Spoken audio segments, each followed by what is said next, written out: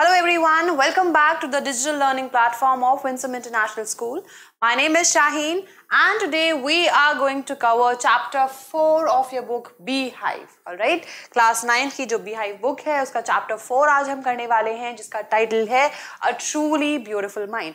We have divided this chapter into two parts, alright, because थोड़ा सा lengthy chapter है तो आज हम part 1 करेंगे इस chapter का, right? So now firstly we need to know कि who is this beautiful mind. ये beautiful mind जो है वो actually हम किसकी बात कर रहे हैं इस chapter में, किसके बारे में पढ़ने वाले हैं हम. So he is none other than Albert Einstein. All right, he was a great scientist. आप सब जानते हैं बहुत ही great physicist थे, mathematician थे और इनको physics के लिए Nobel Prize भी मिला है, right? So he was a very famous personality and he is known till date to everyone, right? So obviously जब scientist, genius ये जो terms आते हैं तो हमारे दिमाग में जो नाम आता है Albert Einstein, obviously हम इसको miss नहीं कर सकते, right? So this chapter हम जो जिस beautiful mind के बारे में पढ़ने वाले हैं वो माइंड है एल्बर्ट आइंस्टाइन का. फाइन, तो आज हम पार्ट 1 कवर करेंगे. इसको हमने दो पार्ट्स में डिवाइड किया है as I said. So before we read क्या इसके अंदर दे रखे हैं.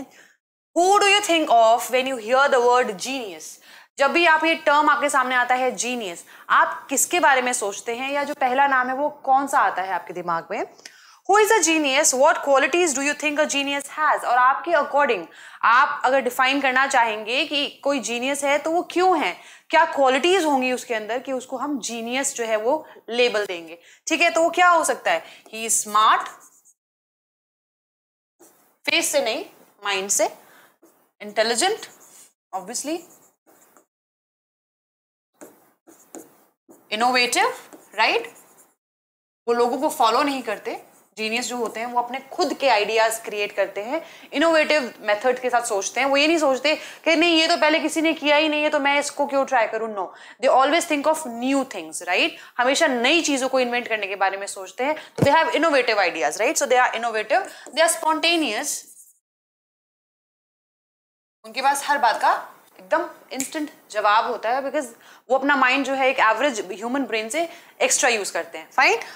We shall now read about a young German civil servant who took the world by storm about 100 years ago. All right? So हम एक German civil servant के बारे में पढ़ने वाले हैं. German civil servant in the sense कि वो एल्बर्ट आइंस्टाइन जो थे वो जर्मनी को बिलोंग करते थे. ठीक है, जर्मनी से थे और वहां पे सिविल सर्वेंट यानी कि he was a government employee who took the world by storm, जिन्होंने पूरी दुनिया में तहलका मचा दिया था. और ये कितनी पुरानी बात है, about a century ago, about 100 years ago. ठीक है.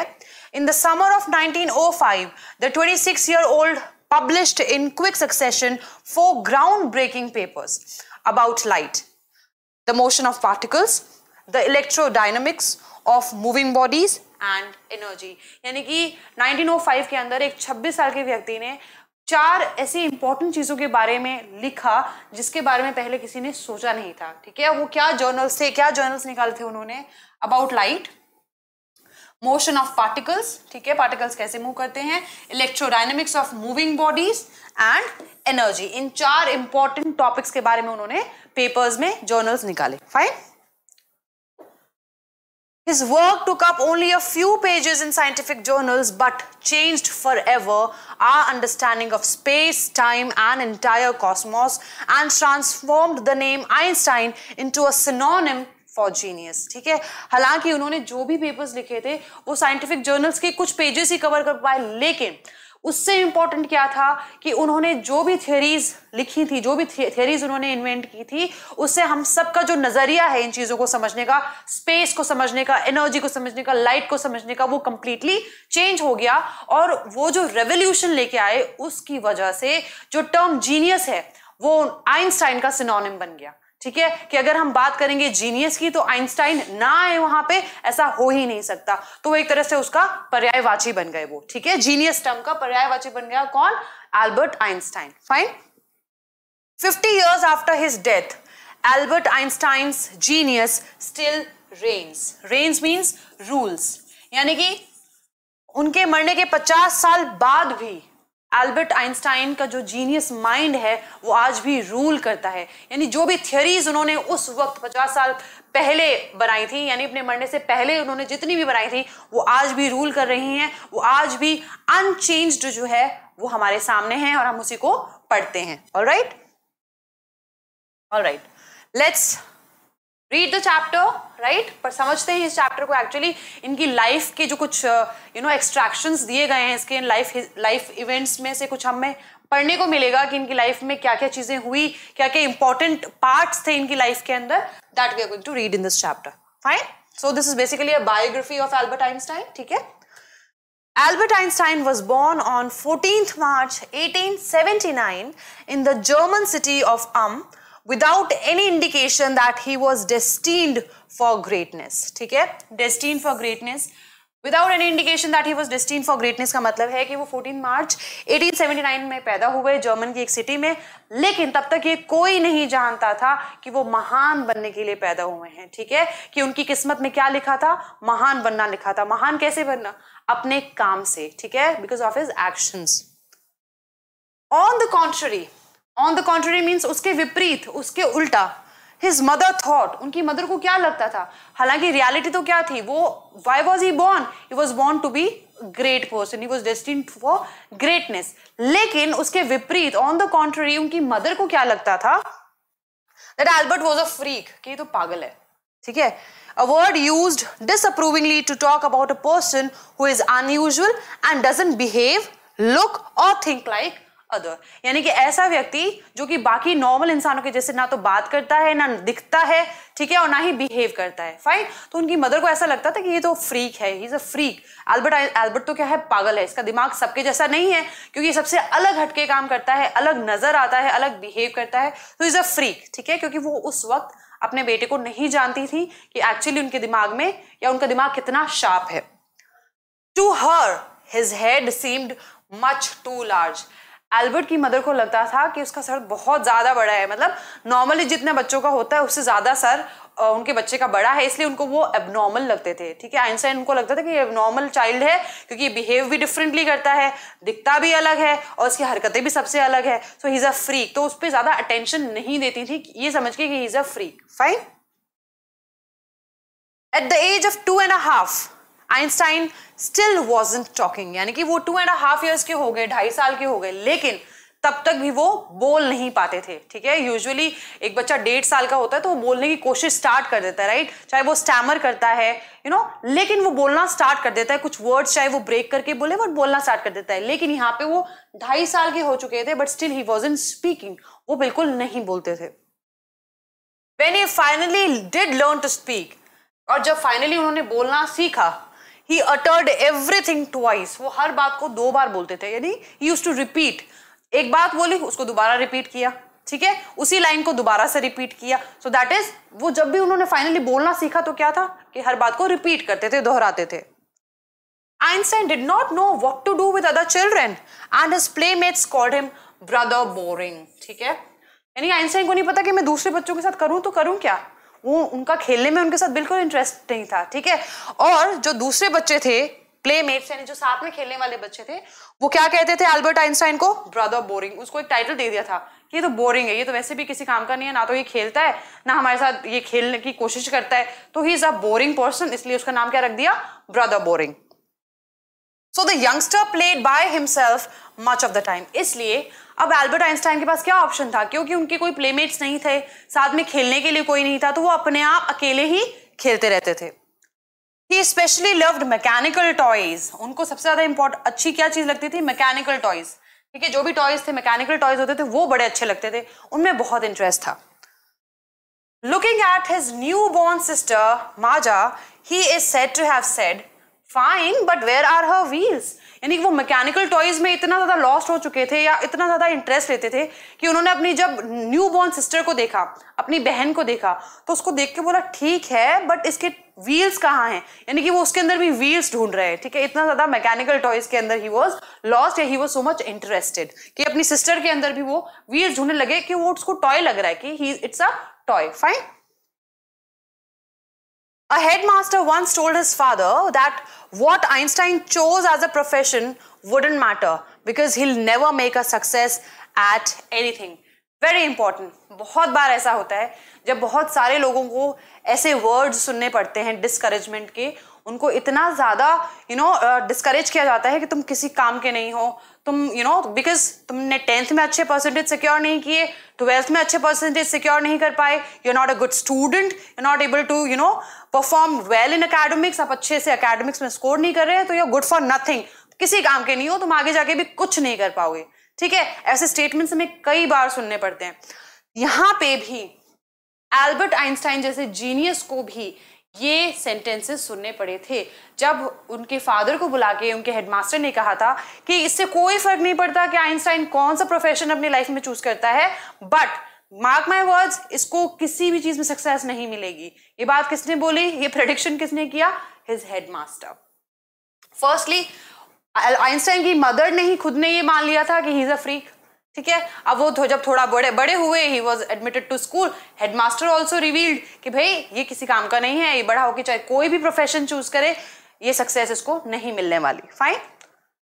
Einstein began learning to play the violin at the age of 6 because his mother wanted him to. यानी कि 6 years की एज में आइंस्टाइन ने वायलिन प्ले करना स्टार्ट किया, वायलिन सीखा क्योंकि उनकी मदर ऐसा चाहती थी। He later became a gifted amateur, means doing something for personal enjoyment rather than as a professional. ठीक है, यानी कि वो उसको प्रोफेशन की तरह नहीं लेते थे, वो उन्होंने अपना एक हॉबी बना लिया था कि ठीक है उनको वायलिन प्ले करना अच्छा लगता है। Violinist maintaining this skill throughout his life. और वो एक एमेच्योर वायलिनिस्ट बन गए, लेकिन वो प्रोफेशनली प्ले नहीं करते थे, वो अपने लिए प्ले करते थे जब उनको प्ले करना होता था। He took it as his hobby. Fine. But Albert Einstein was not a bad pupil. What is the meaning of pupil? Pupil means student. ठीक है, वो एक बुरे स्टूडेंट नहीं थे। He went to high school in Munich, where Einstein's family had moved when he was 15 months old and scored good marks in almost every subject. ठीक है, तो वो एक बुरे स्टूडेंट नहीं थे और वो हाई स्कूल कहाँ गए, म्यूनिच में, जहाँ पे आइंस्टाइन की पूरी फैमिली शिफ्ट हो गई थी जब वो सिर्फ 15 महीने के थे। ठीक है, और वहां पे जाके उन्होंने हर एक सब्जेक्ट में, ऑलमोस्ट हर सब्जेक्ट में उनके अच्छे मार्क्स आते थे। Einstein hated the school's regimentation and often clashed with his teachers.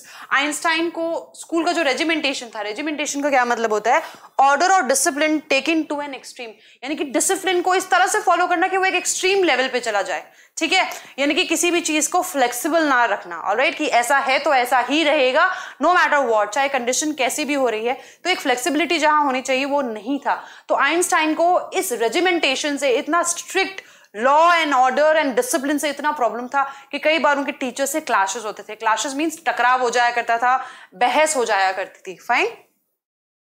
At the age of 15, Einstein felt so stifled there that he left the school for good. यानी कि वहां पे उनका दम घुटने लग गया। Fine. Stifled means unable to breathe or feeling suffocated. वहां उस स्कूल में जहां पे इतना टाइट लॉ एंड ऑर्डर, यानी कि इतना ज्यादा स्ट्रिक्ट डिसिप्लिन था, वहां उनका दम घुटने लग गया और उन्होंने फाइनली इसी वजह से स्कूल को छोड़ दिया। फॉर गुड मीन्स उनके दिमाग में कुछ बेटर आइडियाज थे एंड ऑब्वियसली वो उनको एक अच्छे ट्रैक पे भी लेके गए। फाइन।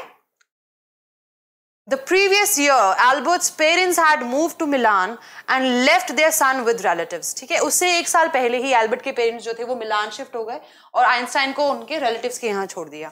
After prolonged discussion, एक बहुत लंबे डिस्कशन के बाद, Einstein got his wish to continue his education in German-speaking Switzerland in a city which was more liberal than Munich. Finally एक बहुत लंबा डिस्कशन हुआ आइंस्टाइन उनके पेरेंट्स के बीच में और उनको परमिशन मिली स्विट्जरलैंड में पढ़ने की, और वहां स्विट्जरलैंड के अंदर उनको काफी लगा कि it is a city which is very liberal. What is the meaning of liberal? Liberal मतलब होता है जहां पे एक दूसरे के ओपिनियंस को रिस्पेक्ट किया जाता है। ठीक है, एक दूसरे को रिस्पेक्ट किया जाता है, एक दूसरे के आइडियाज को रिस्पेक्ट किया जाता है, तो वो था लिबरल। तो उनको लगा कि म्यूनिच में तो इतना टाइट रेजिमेंटेशन था, बट यहाँ पे एवरीवन इज लिबरल, एक दूसरे की रिस्पेक्ट करते हैं, ओपिनियंस को रिस्पेक्ट करते हैं, तो I think it is a better place for high education. ठीक है, Einstein was highly gifted in mathematics and interested in physics, and after finishing school he decided to study at a university in Zurich. ठीक है, Einstein जो था he was gifted in mathematics, यानी mathematics में उनका दिमाग बहुत शार्प था और बहुत ज्यादा इंस्टेंटली वो चीजों को कैच करते थे मैथमेटिक्स के अंदर और बहुत क्विकली आंसर्स को सॉल्व किया करते थे। एंड इंटरेस्टेड इन फिजिक्स, और फिजिक्स में भी उनका बहुत ज्यादा इंटरेस्ट था, वी ऑल नो दैट। और जब उनका स्कूल फिनिश हुआ, फाइनली उन्होंने डिसाइड किया वो जूरिच की एक यूनिवर्सिटी में एडमिट होंगे। But science wasn't the only thing that appealed to the dashing young man with the walrus mustache. यानी साइंस सिर्फ साइंस ही नहीं था जो उनको अट्रैक्ट करता था अपनी तरफ, ठीक है. वॉलरस मुस्टैच मीन्स, मुस्टैच मतलब यू ऑल नो मूंछों को कहते हैं, ठीक है. तो उनकी मूंछों की जो शेप थी वो एक वॉलरस जैसी थी. That is why his mustaches are compared to a walrus. Walruses की जो मूंछें होती है उससे कंपेयर किया गया है, ठीक है. तो कह रहे हैं कि उस यंग मैन की, इस डैशिंग यंग मैन की, स्मार्ट यंग मैन की सिर्फ साइंस ही नहीं थी जो एक अट्रैक्शन था, बाकी दूसरी चीजें भी थी जिनमें वो इंटरेस्टेड थे. Fine. He also felt a special interest in a fellow student, Mileva Maric, whom he found to be a clever creature. Alright? यानी कि खुद के अलावा अगर उनको कोई और इंटेलिजेंट लगा तो वो कौन थी? वो उनकी एक क्लासमेट थी, फेलो स्टूडेंट थी जो साथ में पढ़ती थी, उसका नाम क्या था? मिलेवा मारिक, ठीक है. और आइंस्टाइन को ऐसा लगता था कि she is a clever creature, कि बहुत चालाक है, यानी कि बहुत शार्प माइंडेड है. This young Serb had come to Switzerland because the university in Zurich was one of the few in Europe where women could get degrees. ठीक है. Serb means she belonged to Serbia. ठीक है. तो यहाँ she was a Serbian. तो यहाँ पे इनको लगा कि क्योंकि जहाँ पे वो रहती थी वहाँ पे women के लिए इतनी opportunities नहीं थी, ना डिग्रीज लेना इतना easy था. That is why she came to Zurich, जहाँ पे it was an easy task for her to get a degree. ठीक है. Einstein saw in her an ally. What is the meaning of ally? Ally means a friend. ठीक है. Einstein को Mileva के अंदर एक दोस्त नजर आया because she was equally intelligent against the Philistines. What is the meaning of Philistines? Philistines here means a word used disapprovingly to talk about people who do not like art, literature or music. ऐसे लोग जिनको literature नहीं पसंद, art नहीं पसंद, music नहीं पसंद, यानी कि आर्ट का कोई भी फॉर्म नहीं पसंद, ठीक है. लेकिन ऑन द कॉन्ट्ररी जो मिलेवा थी, she was a unique person, उनके अंदर ये सारे इंटरेस्ट मौजूद थे, ठीक है. और ये सारे जो ये फिलिस्तीन वाला टर्म दिया है वो किसको दे रहे हैं Einstein? Those people in his family and at the university with whom he was constantly at odds. उनके परिवार में जितने भी लोग थे उनको भी वो फिलिस्तीन कह रहे हैं, यूनिवर्सिटी में जितने लोग थे उनको भी वो फिलिस्तीन कह रहे हैं, क्योंकि वो सब लोग सिर्फ अपने आप को बाउंड रखना चाहते थे, एनक्लोज रखना चाहते थे एक एकेडमिक एनवायरमेंट के अंदर, ठीक है.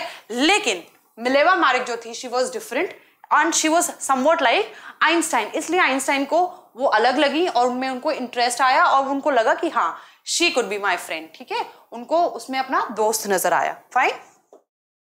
The couple fail in love. Letters survive in which they put their affection into words, mixing science with tenderness. ठीक है. Finally, because दोनों एक जैसे थे और पूरी दुनिया उनसे अलग थी, तो obviously it was very obvious कि they fell in love. ठीक है.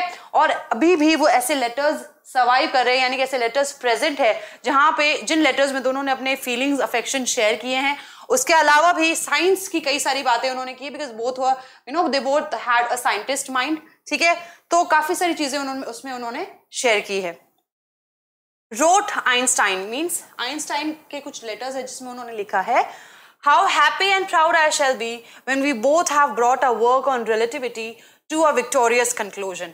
यानी कि उस लेटर में वो ये कह रहे हैं कि मैं कितना खुश हो जाऊंगा जब हम जो रिलेटिविटी पे जो हम वर्क कर रहे हैं वो सक्सेसफुल हो जाएगा, है ना. हम उसमें विक्टोरियस हो जाएंगे, हम उसमें जीत जाएंगे, हमें विक्ट्री मिल जाएगी. So these are some of his statements that are mentioned in his letters, जो आज भी मौजूद हैं, ठीक है, जिनके अंदर इन दोनों ने अपनी फीलिंग्स को एक्सचेंज किया था. Fine. In 1900, at the age of 21, Albert Einstein was a university graduate and unemployed. ठीक है. 21 years की एज है, यूनिवर्सिटी ग्रेजुएट है, लेकिन एम्प्लॉयमेंट नहीं है. He worked as a teaching assistant, यानी कि टीचिंग असिस्टेंट बने, ठीक है, उसकी तरह काम किया. Gave private lessons and finally secured a job in 1902 as a technical expert in the patent office in Bern. ठीक है. फाइनली इतनी मेहनत के बाद में उन्हें एक जॉब मिली 1902 के अंदर as a technical expert in a patent office. Patent office क्या होता है चिल्ड्रन? पेटेंट का मतलब होता है a document which gives the rights of an invention to an inventor. यानी अगर किसी इन्वेंटर ने कोई नई चीज इन्वेंट की है, ठीक है, तो उसको उसका पेटेंट मिल जाता है कि हाँ ये इसी का है, इसको कोई और चोरी नहीं कर सकता, ये नहीं बोल सकता कि ये मैंने इन्वेंट किया है, ठीक है. तो पेटेंट ऑफिस उसको वो पेटेंट प्रोवाइड करता है कि हाँ भाई this invention belongs to this particular inventor. Fine. तो वहां उनको एक टेक्निकल एक्सपर्ट की जॉब मिल गई. While he was supposed to be assessing other people's inventions, Einstein was actually developing his own ideas in secret. He is said to have jokingly called his desk drawer at the work the Bureau of Theoretical Physics. यानी कि वैसे तो उनको वहां पे क्या काम करना चाहिए था, दूसरों को असिस्ट करना चाहिए था, बट सीक्रेटली वो अपनी ही नई थ्योरीज को इन्वेंट कर रहे थे, अपने ही काम में लगे हुए थे सीक्रेटली. इसलिए जोकिंगली वो क्या कहते हैं, अपनी जो डेस्क ड्रॉर थी, यानी कि जिस ड्रॉर पे वो बैठ के काम किया करते थे, डेस्क पे काम किया करते थे, उसको वो क्या कह रहे हैं, ब्यूरो ऑफ थ्योरेटिकल फिजिक्स. यानी उसको ऑफिस बना दिया, उसको ऑफिस डिक्लेयर कर दिया. वाई? बिकॉज उसी पे बैठ के वो सारा काम करते थे. फिजिक्स की जितनी भी चीजें हैं या जो जो थ्योरीज उनके दिमाग में आती थी, वो वहीं पे उसको वहीं पे लिखा करते थे, बनाया करते थे, सोल्यूशंस दिया करते थे, थ्योरीज क्रिएट किया करते थे. दैट इज वाई जोकिंगली वो अपने डेस्क ड्रॉर को क्या टाइटल दिया उन्होंने, bureau of theoretical physics. One of the famous papers of 1905 was Einstein's special theory of relativity, according to which time and distance are not absolute. Alright? So एक बहुत famous paper निकला 1905 में Einstein का, जिसके अंदर, जिसका क्या नाम था, Einstein's special theory of relativity उसका नाम था, जिसके अकॉर्डिंग टाइम और डिस्टेंस जो है वो एब्सोल्यूट नहीं होते. What is the meaning of absolute here? Measured in itself, not in relation to anything else. यानी कि उनको खुद में मेजर नहीं किया जा सकता. Indeed, two perfectly accurate clocks will not continue to show the same time if they come together again after a journey if one of them has been moving very fast relative to the other. यानी उन्होंने क्या बताया कि एकदम दो accurate clocks हैं, ठीक है, वो भी कंटिन्यू सेम टाइम नहीं बताएंगी. ठीक है. From this followed the world's most famous formula which describes the relationship between mass and energy. Alright? तो यहाँ से वर्ल्ड का जो सबसे फेमस फॉर्मूला है जो आज भी यूज किया जाता है फिजिक्स के अंदर, वो डिराइव हुआ. And what was that formula? It was E is equals to mc square. Alright? In this mathematical equation, E stands for energy, m for mass and c for the speed of light in a vacuum. Alright? So ये जो formula है ये बहुत frequently use किया जाता है. आप लोग पढ़ते हैं, फिजिक्स भी पढ़ते हैं, मैथ्स में पढ़ते हैं, so you must have come across this formula as well. आपने इस फॉर्मूला डेफिनेटली पढ़ा होगा. While Einstein was solving the most difficult problems in physics, यानी कि वो ऑलरेडी फिजिक्स की डिफिकल्ट प्रॉब्लम्स को सॉल्व करने में लगे हुए थे, नई चीजों को इन्वेंट करने में लगे हुए थे. His private life was unraveling means fail होने लग रही थी. ठीक है, कुछ प्रॉब्लम्स आने लगी उनकी प्राइवेट लाइफ के अंदर. Albert had wanted to marry Mileva right after finishing his studies. Means Albert चाहते थे कि जैसे ही उनकी स्टडीज खत्म हो वो मिलेवा से शादी कर ले. But his mother was against it. लेकिन एल्बर्ट की मदर नहीं चाहती थी कि एल्बर्ट और मिलेवा की शादी हो. She thought Mileva, who was 3 years older than her son, क्योंकि वो 3 years older थी, 3 साल बड़ी थी मिलेवा आइंस्टाइन से, was too old for him. लगता है ये क्या तू किस बूढ़ी औरत से शादी करा है. मतलब सिर्फ 3 साल का फर्क है, वो सिर्फ 3 साल बड़ी है. लेकिन कुछ स्टीरियोटाइप्स ऐसे हैं कि भाई जो विमेन, जो भी एक लेडी है वो बिल्कुल बड़ी नहीं हो सकती, लेकिन आदमी कितना भी बड़ा हो सकता है. ठीक है, तो ये एक स्टीरियोटाइप है. वहां पे भी you can see even in Europe ये चीज इतनी ज्यादा फ्रीक्वेंटली जो है फॉलो किया जा रहा था, where the mother is saying नहीं, she is because just she is 3 years older to him, she is saying कि नहीं, she is too old for you, वो तुम्हारे लिए बहुत बड़ी है शादी करने के लिए. Alright. She was also bothered by Mileva's intelligence. और सबसे बड़ी प्रॉब्लम क्या थी कि मिलेवा बहुत इंटेलिजेंट थी और आइंस्टाइन की मदर को उससे प्रॉब्लम थी कि इतनी इंटेलिजेंट कैसे हो सकती है. Alright. She is a book like you, his mother said. Alright. And Einstein की मदर ने क्या समझ दिया कि वो तुम्हारे लिए सिर्फ एक किताब जैसी है. उनको प्रॉब्लम किस चीज से थी कि she is very intelligent. Right. जैसे उनका बेटा बहुत इंटेलिजेंट है तो वो भी बहुत इंटेलिजेंट है. So maybe what element was there जो उनको रोक रही थी, you can understand that. So Einstein put the wedding off और इसलिए आइंस्टाइन ने शादी कैंसिल कर दी मिलेवा के साथ में because his mother was not in the favor. Alright, so this is all in part 1 that we have covered today. Alright, और I hope आप लोगों को समझ आया होगा कि कुछ ग्लिम्पसेस है आइंस्टाइन की लाइफ के जो हम यहाँ डिस्कस कर रहे हैं, चाहे वो उनकी पर्सनल लाइफ है, चाहे वो प्रोफेशनल लाइफ है, क्या क्या चीजें उन्होंने डिस्कवर की पर्सनल लाइफ में, उनकी लाइफ क्या क्या चीजें चल रही थी. ठीक है, so we shall continue this in the next session. Alright, part 2 में हम कवर करेंगे. तब तक keep learning, keep growing with Winsome International School. Take care. Goodbye.